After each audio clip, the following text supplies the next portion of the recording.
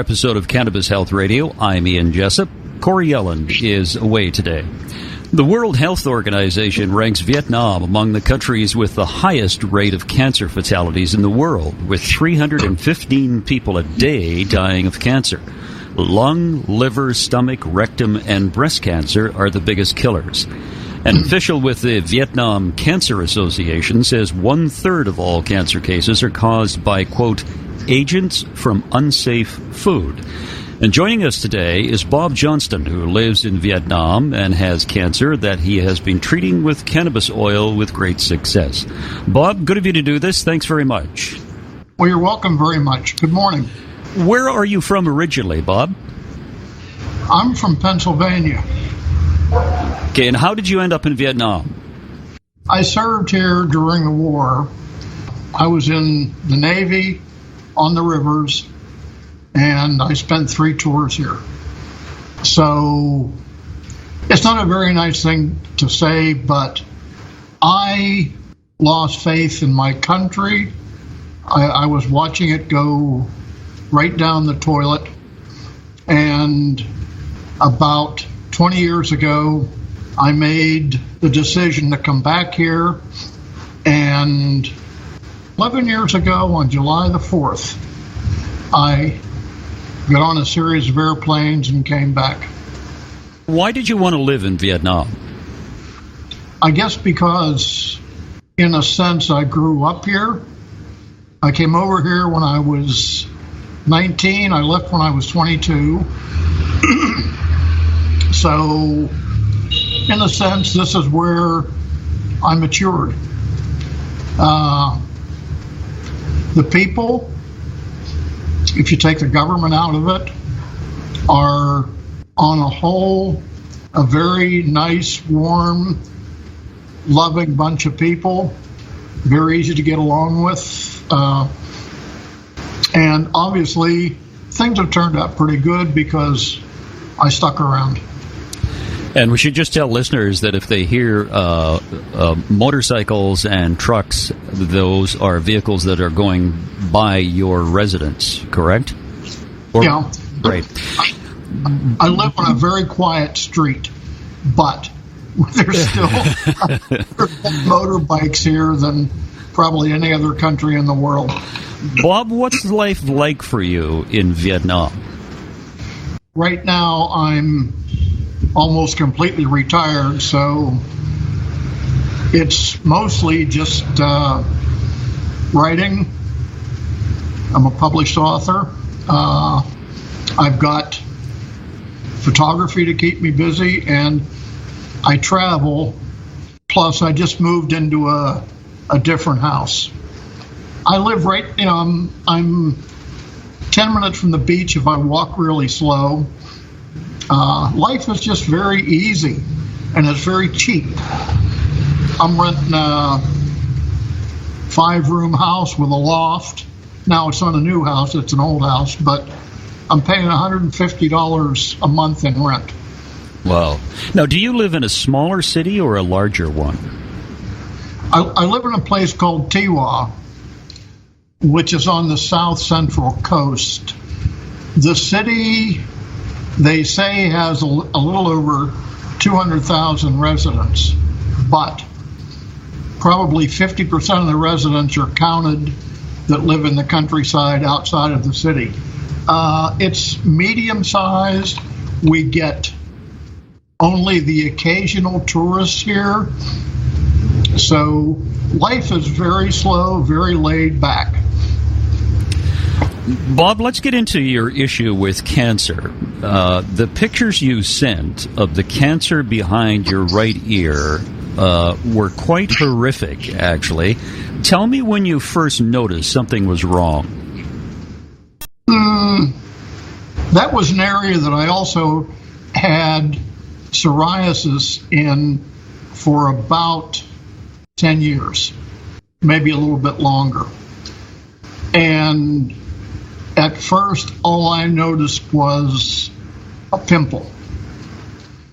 And when it grew a little bit, I started to think that maybe it was just what's called a sebaceous cyst.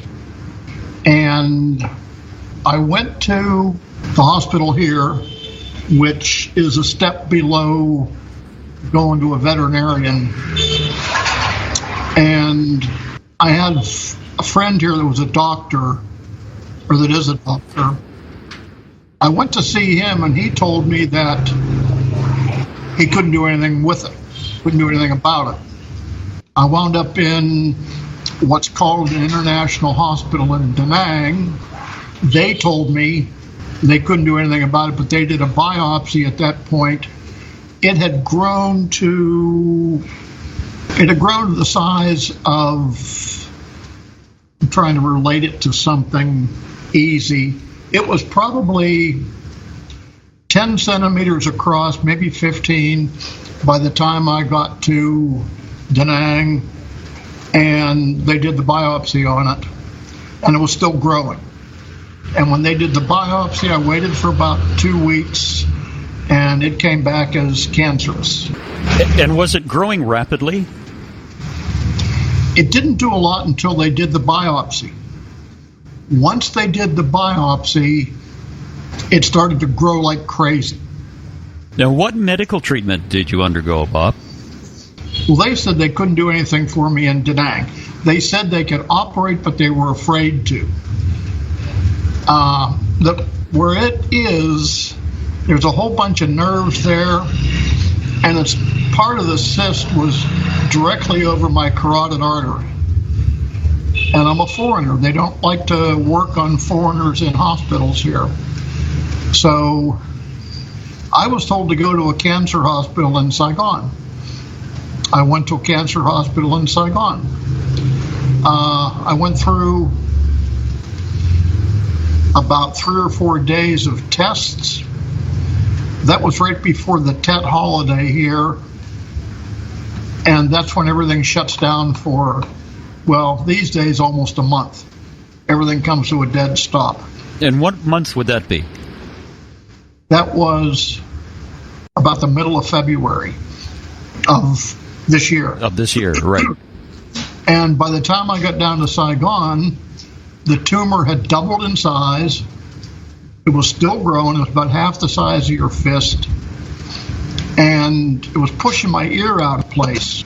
It was crowding. I think it was crowding my, whatever it is that does your hearing. Well, I was having trouble walking. I'd lost my balance, my sense of balance. So was it impacting your equilibrium? Yeah, that's the word I was trying to come up with. I couldn't ride a motorbike. I was having trouble walking. I was stumbling around. And I had to wait until Tet was over. They did all these tests, but nobody was going to do anything to me until Tet was over. So I had to wait about a month. Well, by the time I got back there, it had grown to almost the size of my fist.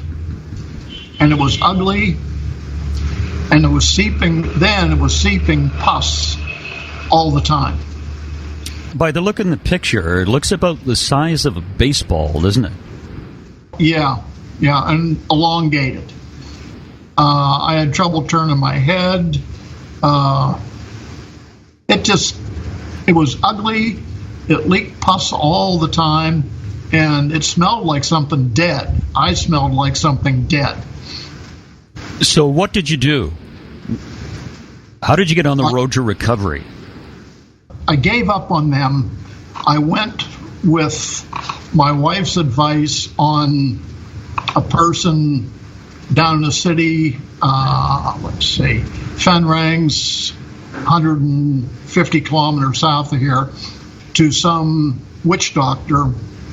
I spent another month taking medication derived from cooked weeds that we paid a whole bunch of money for. They didn't do anything. And finally, after about a month of that and things still growing, we went to the International Hospital in Hue, which is up north of Da Nang. I spent almost a month up there. They did the same thing. They wouldn't accept nobody in this country shares information. Therefore, I had to go through an entire other battery of new tests, which took 3 or 4 days. And they told me at the end of it that they'd give me radiation therapy and loaded me up on a whole plastic bag full of pills and said, we'll and by that time we were also running out of money. The Vietnamese pay literally pennies for medical care. As a foreigner, you get raped. The Vietnamese pay they pay around $8 for 1 dose of radiation therapy. I was paying $150 in round figures for the same radiation therapy, just because I'm a foreigner. So no insurance. It bled our bank account completely. And they finally told me after 2 weeks of radiation that we can't operate on you. We can't do anything else for you. Thank you very much for all your money. See you later. And we left. So what did you do after that?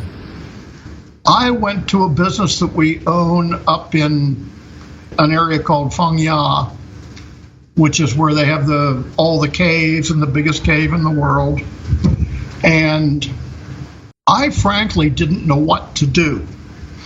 One of the first things I did start to do was, now let's back up just a little bit. I had a friend of mine here from Canada visiting. She has family in the town where I live. I owned a hostel at that point. She stayed at the hostel for almost a month. We talked about this a lot. She worked with a friend of hers at a clinic up there that dealt with medical marijuana treatment. And she told me some stories about the treatment, how good it was, how well it worked, and all this. Well, when she got back to Canada, she tried to send me some cream and some other things to use because she was disgusted when she saw the size of this tumor and that it was just still growing. Well, even though she packed everything up very well, it made it as far as Hong Kong, and I got a message from customs in Hong Kong that they decided to keep it because they picked up traces of marijuana in the package. So there was no way I was getting anything from Canada or anything else shipped into Vietnam. But when I went up to Phong Ya, it was still in pretty bad shape, and by then it was just huge. I mean, it was bigger than the size of my fist, and it was ugly. People stayed away from me. I did start doing quite a bit of research on cannabis and oil and everything else. And what I said to myself then was, if you can't get treatment anywhere else and nobody's going to work on you, you're going to Canada. Because by then I had found out, I'd already talked to a couple of people in Canada and was told that we could circumvent the law for residency, which I was told is one of the problems you have with getting cannabis care for cancer in Canada. I was told we could work around that. And I was ready to go to Canada to be treated. But one of the things that you indicated in the notes that you sent us was the fact that besides having this cancer, one of the more serious problems with it was the infection and the infection had to be treated before they could treat the cancer, or you could treat the cancer, correct? Ta-da! Yep. Survey says the biggest problem with the tumor was the infection that was completely out of control. The hospitals had given me bags and bags and bags full of antibiotics, which I wasn't taking because I knew that if I took antibiotics orally, it wasn't going to do a thing for the infection. And if I took enough to maybe do a little bit of something for the infection, after a while the antibiotics would become useless because you build up a resistance to them. I didn't know what to do. And then I met the smartest nurse I've ever met. And John came over one day. This was in Fengya. He's retired. He was an ICU nurse for over 20 years. And he now works as a guide for a company that puts people through the caves up there. And he came over one day. He knew my wife. He could smell me when he walked into the business up there. I mean, no matter what I did, I reeked. And he spent some time talking to me, looking things over. And his biggest concern at that point was the infection. I had no energy.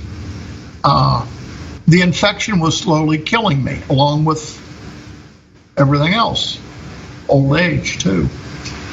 So he thought about it, and he came back a couple days later with a bottle of saline solution that was cloudy. And he said, if it's all right with you, I'd like to try this. I don't know if it'll work, but at this point, anything's worth a shot, right? I said, yeah, What do you want me to do? So what we did was we got gauze pads and 20 pounds of surgical tape, and he'd bought antibiotics, crushed them up to a powder, and then mixed them into the saline solution. So I walked around for, 3 weeks, maybe, could be a little bit longer, with this huge piece of gauze. And it was thick, taped behind my ear, sometimes across the ear. You can't keep the thing in place in that particular part of your body. It's just almost impossible, but we tried. So I kept it soaked with this solution 24 hours a day. After the first week, the smell went away. At the end of the first week, it was smaller. A little bit smaller. End of the second week, smaller yet. End of probably the third week, it was even smaller still. And what I did in the meantime was I was spending all kinds of time digging up information on the use of cannabis to treat cancer. I already knew that I had to cook my own stuff if I was going to do anything, or go to Canada. But the first thing we had to do was kill the infection. So by the time the infection was taken care of, I had the supplies I needed and had cooked my first batch of THC.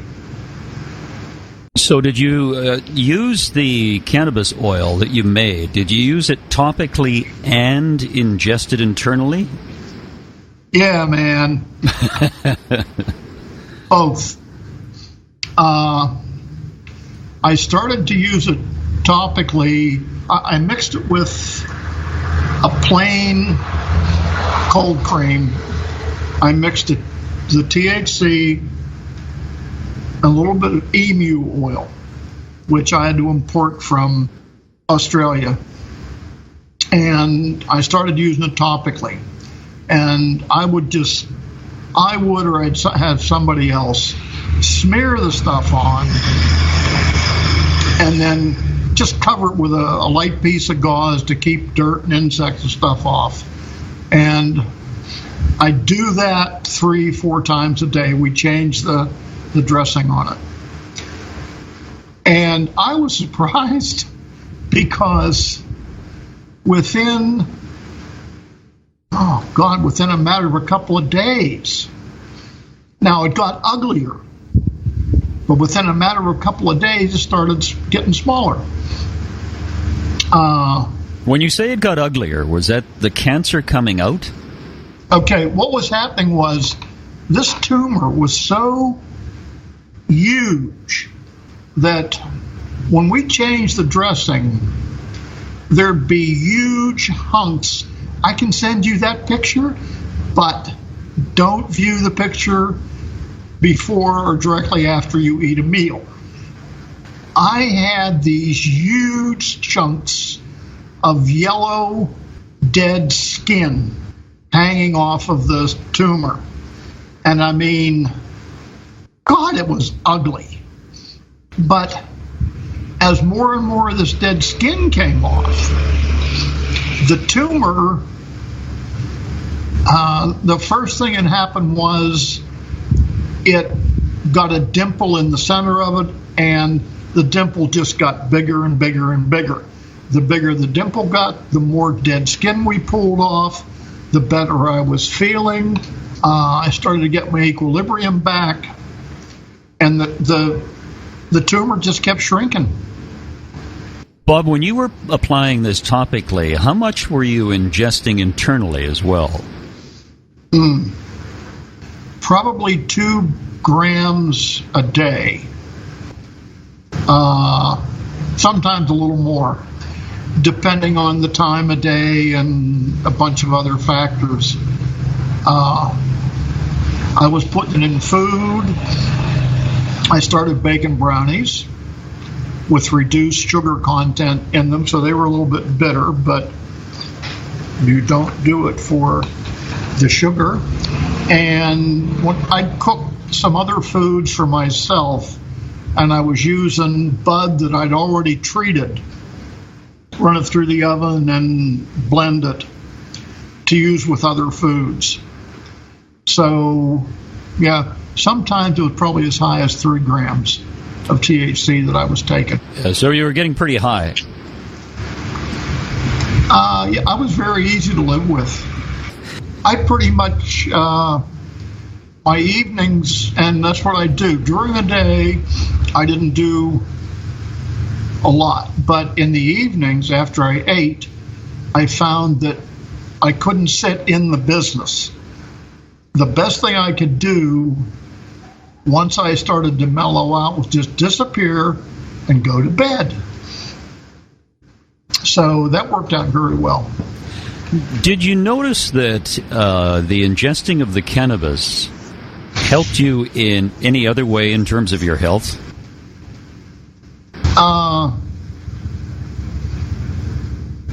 That's really hard to say because I was coming off the radiation treatments. I was coming off of the infection. So it seemed like I was getting my energy back at an amazing rate. I started feeling better.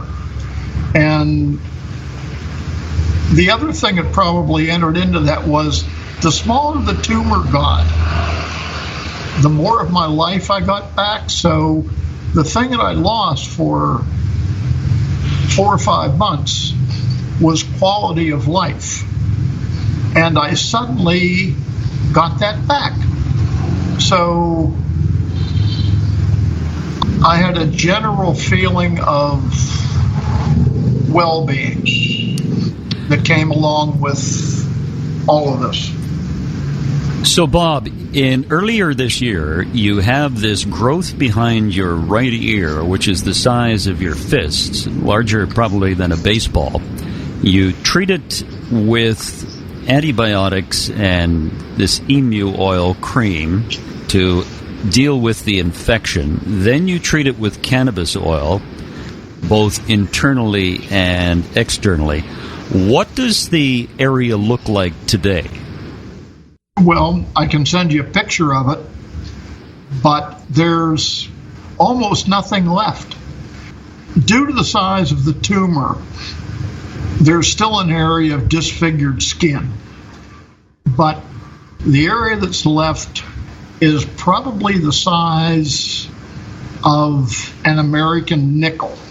And the skin's raised just a little bit, but the area's clean except for one part in the center. And this is where I think the cancer was, because there's a dimpled area. It looks like a crater on the moon, pretty much. But there's an area in the center where it's still healing. There's no problem with it. There's no discharge or nothing. But this is an area that, I don't know, it's like a crater on the moon. It's got a depressed center, and then it's got some raised skin around it, and it keeps getting smaller and smaller. So people can't smell you when you come around? Nope. That doesn't bother me a bit. Bob, are you continuing to take cannabis oil, and will you continue to take it? Yes, I will. I'm apparently at risk for cancer, at least skin cancer. So, I don't know. Now, okay, let me also back up a little bit here. What I want to do is, in the future, I want to go back to Da Nang, let them do a biopsy. Now, I don't know what they're going to do after everything's gone, but these guys did the original biopsy. There's an American doctor there that's a pretty nice guy. His associates are all Vietnamese, but they treated me pretty well. I want to go back to Da Nang, pay to have a biopsy done to see if I killed all the cancer. But for probably the next 2 or 3 months, I'll continue to use the oil that I've mixed up on the area where the cancer was. And I guess for the rest of my life, I'm going to be using cannabis oil or the bud in food to keep it in my body. Yeah, if Corey were here, she'd tell you that you should use it every day, just even a maintenance dose, just to help you out. What is the state of using cannabis and growing cannabis in Vietnam? Well, it's just as illegal here as it is in the U.S. or in most places in the U.S., a lot of other places in the world. It is illegal. The thing is, in Vietnam, they don't enforce laws. I mean, they probably have more laws on the books than any other country in the world. They don't enforce them unless you get in somebody's face. One of the reasons they don't enforce them is because of the paperwork involved. Nobody wants to do paperwork, especially when all the copies have to be handwritten. And God help you if you screw up, because then you got to pull out a clean sheet of paper and start from scratch. They don't believe in whiteout. So, unless you cause problems, nobody's going to mess with you. I mean, the guy that gives me my stuff, let me rephrase it. The guy that sells me my stuff has a thriving business, and it's mostly the tourists. It is really, but he just called me the other day and asked me, are you ready? And I said, no, not yet. I still got stuff left. Well, I'm going to have to cook a bunch of oil the end of this month. Now, when I do that, I'll be ready for another load. And he just brings it up in a plain black plastic bag, all wrapped up in newspaper, and I pay him. And I'm not worried about anybody catching me or busting me or putting me in jail, and neither is he. Bob, are your friends and acquaintances in Vietnam who have seen you at your worst when you had this massive tumor behind your ear, are they surprised at the fact that it's disappeared? Yes. They are completely amazed. What most of them think, what most of the Vietnamese think, and what a lot of people in America think too, is that I went to the hospital and had surgery and had it removed. They can't believe that this was done with, well, first the topical antibiotics and then treating it with THC oil. They can't believe that. It's one of those things that I think part of the people don't believe that this is what did it. Bob, it was good to talk to you from Vietnam. You're the first person we've ever interviewed from Vietnam, and we appreciate the fact that you're well on the road to recovery, and a couple of months you'll probably be declared cancer-free. Well, we're going to find out because I'm going to have a biopsy taken. Great. Thank you so much for your time. We greatly appreciate it. Yeah, man, nice to talk to you. Good to talk to you. And remember, you can tell your story about the medical use of cannabis by sending us an email at info@cannabishealthradio.com. Thanks for listening, everyone. Remember, you can listen to us now on Stitcher, and you can also listen to us on Apple iTunes. And give us a review, because on Stitcher, you need 5 reviews before they start to post them. Wherever you are in the world, thanks very much for listening. You've been listening to the Cannabis Health Radio podcast. Visit our website, cannabishealthradio.com, and follow us on Facebook and Twitter.